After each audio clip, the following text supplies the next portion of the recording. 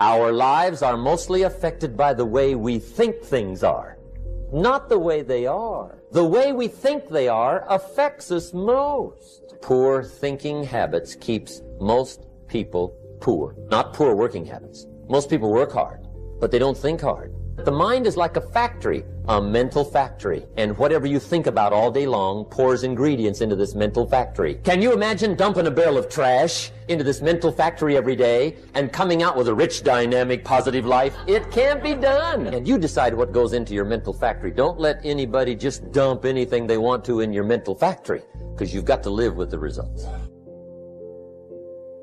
Everything starts with thought. So you must be wise and careful what you think about, because that starts everything. You got to be wise and careful. Mr. Schoaf gave me one of the greatest phrases when I first met him, when he said, "Jim, every day stand guard at the door of your mind." How important. Stand guard at the door of your mind. So this is called major. What we ponder and what we think about sets the course of our life.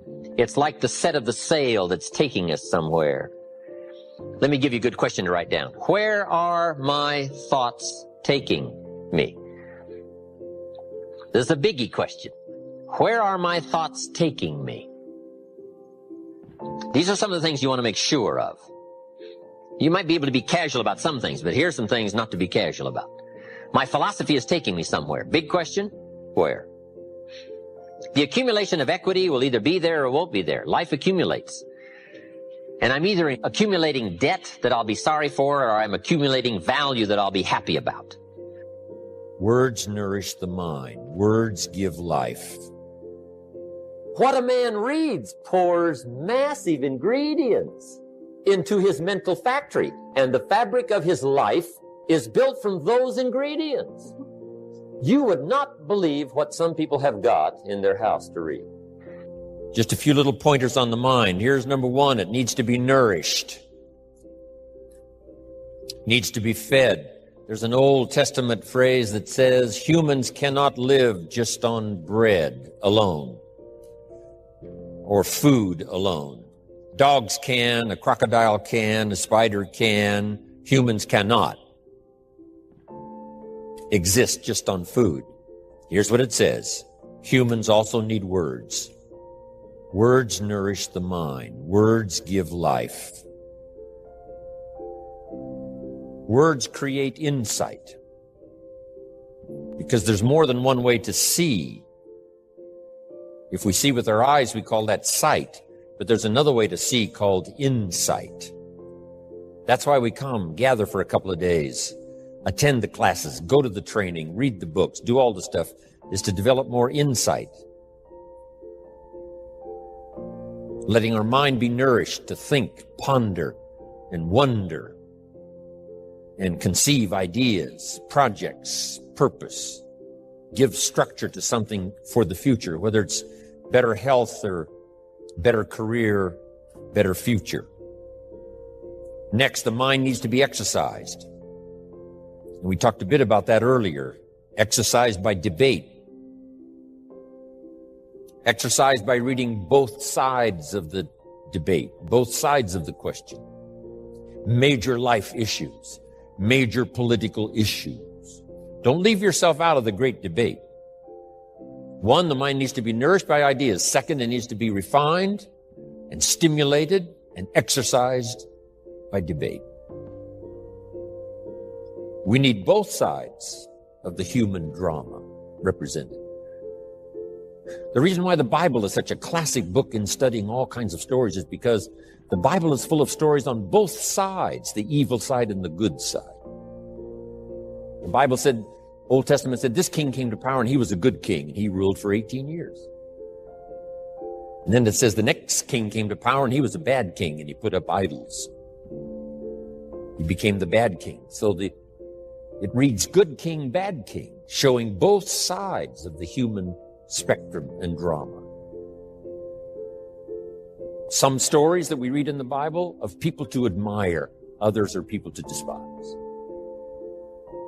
In your library, you need a book on Gandhi and you need a book on Hitler.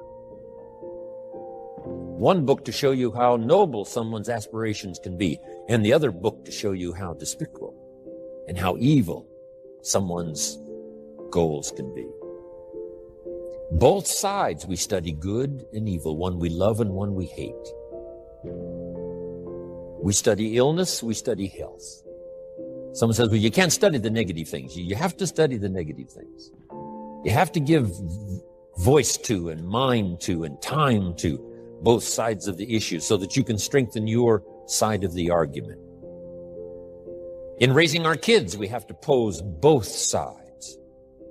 What's the dangerous side and the safe side?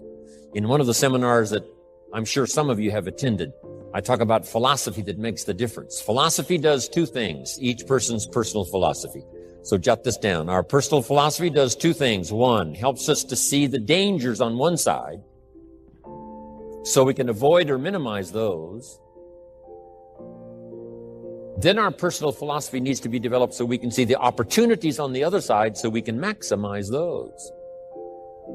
And for the balance of your life, that's going to be the twin challenge in developing ideas and philosophy and strengthening all of it so that you can avoid the dangers, maximize the opportunities.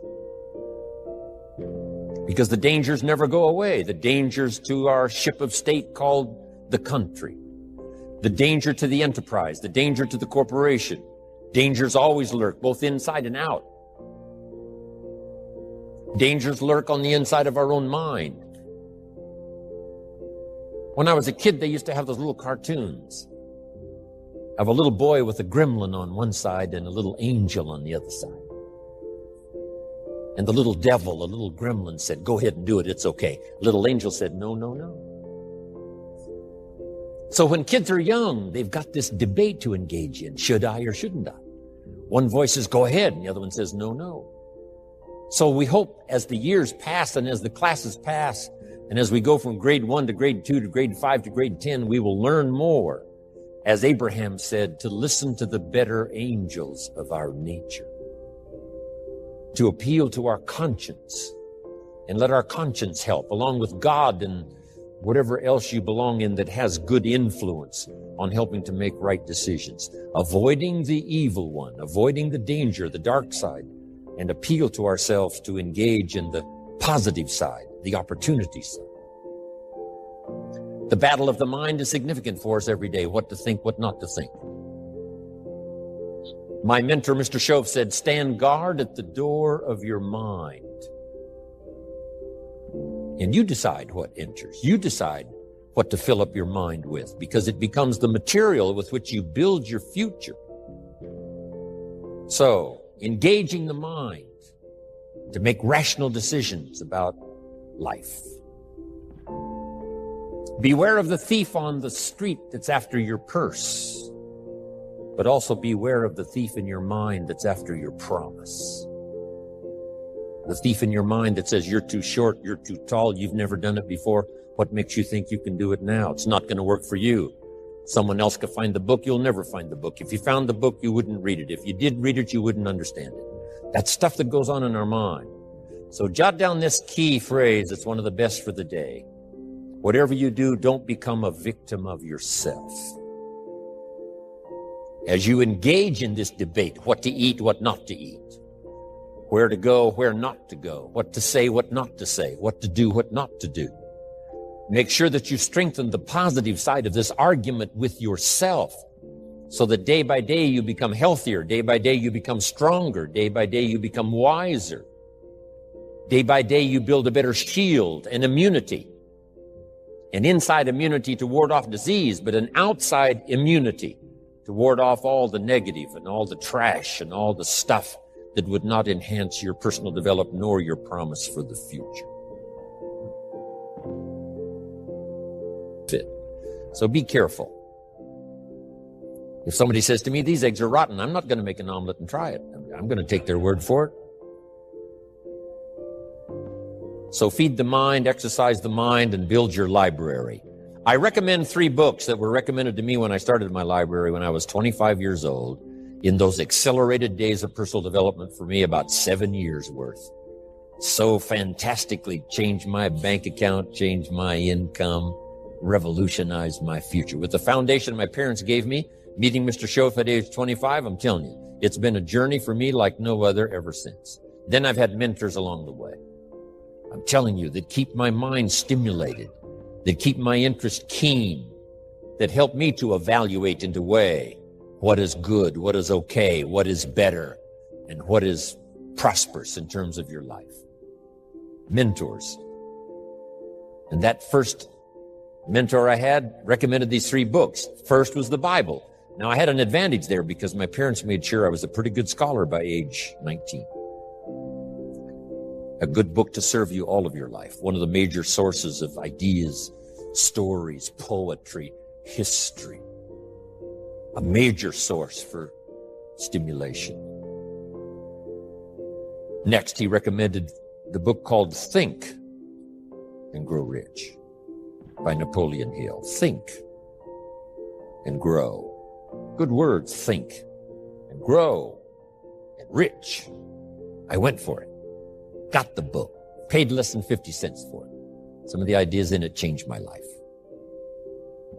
Next, Schoaf recommended the book, The Richest Man in Babylon by George Clayson. Helped me become a millionaire by age 32. Totally changed my economic future. Just the ideas in a simple little book. Amazing. Then he recommended something for me to listen to by Earl Nightingale called The Greatest Secret. That was my listening library to begin with. The Greatest Secret by Earl Nightingale. So your listening library and your visual library. Next now is your reading library. And we won't go through a whole list of the best books, but here's a good book to get if you want a good list of the best books. It's called How to Read a Book. Simple. How to Read a Book by Adler. Chief editor of the Encyclopedia Britannica, Mortimer Adler. He wrote a book called 6 Great Ideas that's excellent. He wondered, are ideas tangible? Are ideas real? Or are they nothing? But he wrote this book along with another author, How to Read a Book. Now, if you master this book, you can get so much more from a book. Now, it's a kind of a tough book to get through, but it'll give you some ideas on how to take a book and get the most out of it. Take a book and get the most out of it. But in this book is also a list of what he calls are the greatest books ever written. And I've used that book, that list, as a centerpiece for my library. It's got the classics, which I missed. I only went to 1 year of college, so I missed a whole bunch of stuff. I started making up for that by collecting these best books ever written. Interestingly enough, on that list is Old and New Testament. On every scholar's list, East or West. You just can't miss those as major sources. In addition to that, there's a book called Lessons of History, written by Durant. And I offer it because it's one of the classic writings of all time. You may not agree with his premise, but you certainly have to agree that it's one of the best well-written books ever. He and his wife wrote about 11 volumes on civilization. Take a speed reading course, you can get through those. But this little book, Lessons of History, is sort of a summary of their ideas on history. It's a classic. Then a classic I think most everybody's got. It's called As a Man Thinketh by James Allen, where each sentence is a seminar. And you may not agree with his premise either in certain instances. You don't want to read just what you agree with. And not just to read the positive. Make this note. You cannot live on mental candy. Just like you can't feed your children ice cream all the time and hope that they will be healthy. So you cannot live on mental candy. Someone says, well, I just read the positive stuff. That's not enough. And the reason is because you need to know both sides of the issue.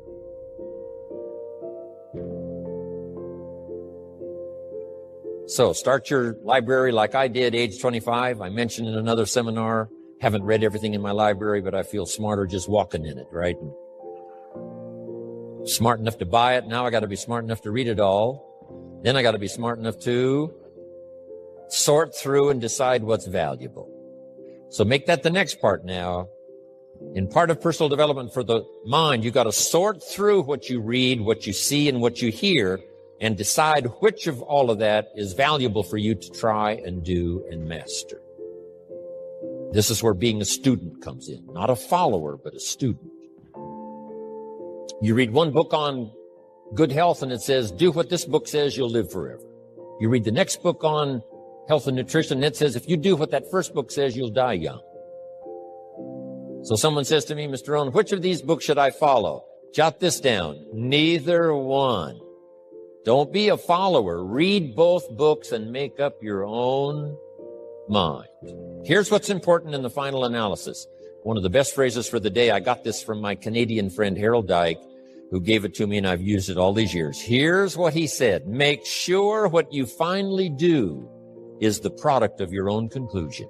Make sure what you finally do is the product of your own conclusion. Meaning you don't just follow, but you listen to both sides of the argument. You listen to the controversy. You try to master the points on both sides or three sides or whatever. Then you start charting your own course. It doesn't say you'll make always the right decision on what course to take or what to do. You can refine as you go. But make sure that what you do is the product of your own conclusions. Conclusions from the debate. Conclusion from what makes the best sense to you to try. Now, jot this down. Also give yourself a chance to change. Some things I held on to that I thought this was it. I'm telling you, after a while I gave it up, found out it wasn't it. So give yourself a chance to change. Refine your philosophy. Refine your direction. If you'll give yourself a chance to do that, here's what will happen down the road a ways. A new door will open that you haven't discovered before. Give yourself a chance to change, reevaluate. So let your library be a testimonial of your dedicated interest in accelerated personal development, that you will read whatever you have to read. You will hear whatever you must hear. And you will watch and see whatever you must see in order to make your life refined and worthwhile and achieve all of your purposes. It takes a lot of effort to learn. It takes a lot of effort to grow. It takes a lot of effort to decide and debate. But jot this down. It's all worth the price. Whatever stimulates you to think, whatever stimulates you to wonder, whatever stimulates you to react or even to debate, even if you hear something you say, well, that's not right. See, that's still valuable. It means you're awake. It means you're alert. It means you're alive. It means your mind is ready to take on something, whether it's agreeable or not agreeable. Something right, something wrong. Who cares what it is? We've got to listen to a variety of voices. And some are going to come from the left and some are going to come from the right. And some are going to come from mysterious sources. And some will try to entice you with all kinds of stuff. But that's okay, just so you're alive and alert and awake, ready to process anything that comes your way. Take the best of it and make it beneficial for you, so that tomorrow you walk with a stronger step. Next month you see a clearer vision.